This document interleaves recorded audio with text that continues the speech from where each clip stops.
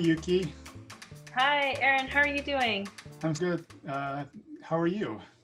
Doing okay. Doing Yeah. okay over here. Yeah. Where are you calling me from today? I'm in Buffalo in my attic office. I love those pictures behind you. Oh, yeah. I think this pandemic has allowed us time to clean up the huge amounts of artwork that come home from my daughter's second year preschool class. Um, so it all got thrown in the attic last week and then up on my bulletin board now. First thing I want to ask you is really just what you and the staff at Buffalo Stringworks have been doing to adapt to the realities of remote learning. Yeah, absolutely. So we closed down our program on Friday, March 13th. And, I think it was just so sudden. It was so unexpected. I mean, even just that Thursday night, I had written a really long email to our staff. I had a whole protocol set up for, we're going to keep going. Here's how we're going to be extra safe in classrooms. And then I woke up Friday morning and I sent another email saying, we are done today. Today is our last day. And we used that last day, I think, as strategically as we could. We bought extra snacks, so we could send our students home with extra food. I mean, just whatever we could do. We provided translated documents for all of our families, just because we serve the refugee community, our families speak a number of different languages, and we wanted to be sure they had the information from how to hand wash to what are we going to do at Buffalo Stringworks.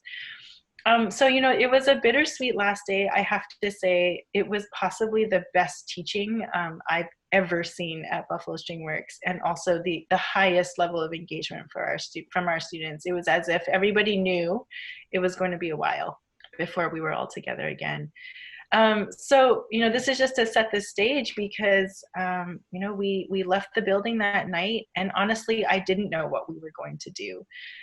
So I waited a few days. I knew that our teachers needed some time to process. I needed time. Our families needed time. We held a faculty meeting the following Wednesday over Google Meets, and we decided, okay, we're going to start with a really soft approach, one-sided only, teachers creating videos. We will text those to our families. There's going to be no expectation of any kind of feedback, and there's going to be no pressure. There's no assignments, no videos that need to be sent back from students. We just didn't want to overwhelm our parents.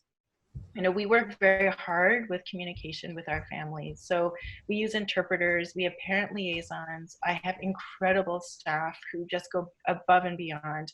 We contacted every single family, and we're so proud that nearly 60% of our families voluntarily have signed up for private lessons. Our teachers are so happy to be doing them. We're doing them using whatever platform is easiest for every family. If it's FaceTime, if it's Google Meets, if it's Hangouts, if it's Facebook Video Messenger has actually been a very popular one. We're just trying to meet our families where they are. And we've given our teachers, I think, a lot of freedom now to make the videos, to teach the lessons.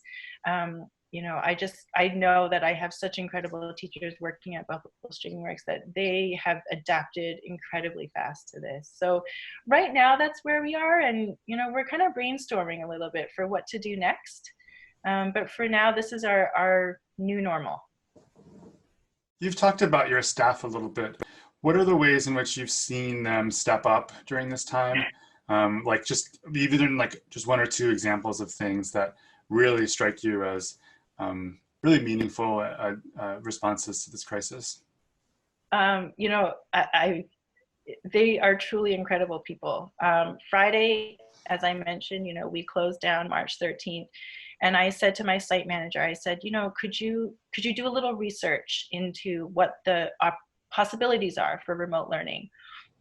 And she said, yeah, sure, no problem. And by that Wednesday faculty meeting, less than 1 week later, she had created an entire handbook for what virtual learning was going to look like at Buffalo Stringworks. It was everything from why do we do this, the way that teachers are compensated for their time, all the way to, here are the steps to uploading your video. Here are tips for how to create your teaching video. Here's a suggested script. I mean, that site manager, Julia Cordani, she's truly incredible, and she did it so fast. And then my teachers, man, like they've just gotten so creative.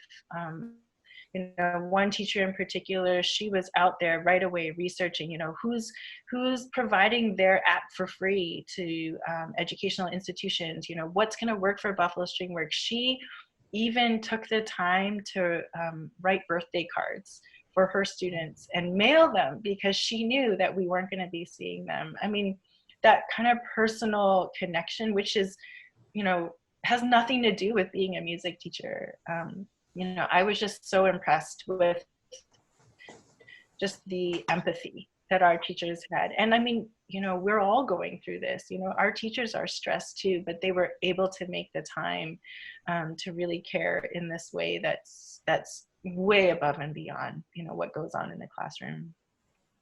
What do you miss most about your community, your students, your teachers? What are you looking forward to in the future as we return to some kind of in-person interactions with each other? Yeah, man, I really miss, the moment when the students walk in the door. When I get that, "Hi, Miss Yuki, how are you doing?" When I see the parents come to pick up their kids, and they're kind of sneaking in cell phone videos of their children in class. It was really hard when we closed at first, because I thought, I realized more than ever, those students are what keep me going. Those students are the reason why I work a lot of hours each week, why I'm constantly, looking for that next grant, why, I'm trying to think of professional development for our teachers, why I'm dreaming all the time for, like, how are we going to keep growing? How are we going to keep doing what we're doing at BSW better and better?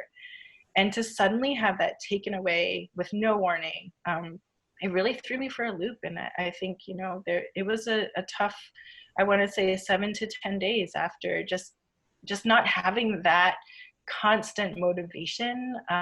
We hold classes 3 times a week, Monday, Wednesday, Friday. And, I'm at every class.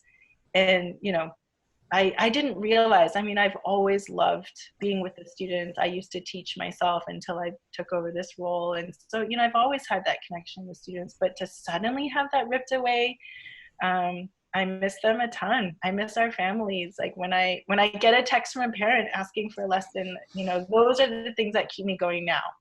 When I see on Facebook that our parent is posting a video of her 3 kids all practicing simultaneously, completely different material, I love it. That's when I know, okay, like, we're still making a difference. The work that we did was enough so that our families still want music every day. They still want it in their lives, which I didn't know. I wasn't sure. Do they want it? So that's been the thing that's kept me going, and I miss them incredibly. Thank you so much for talking to me today, Yuki. Really appreciate it. Thank you so much, Aaron. It's really nice to see you.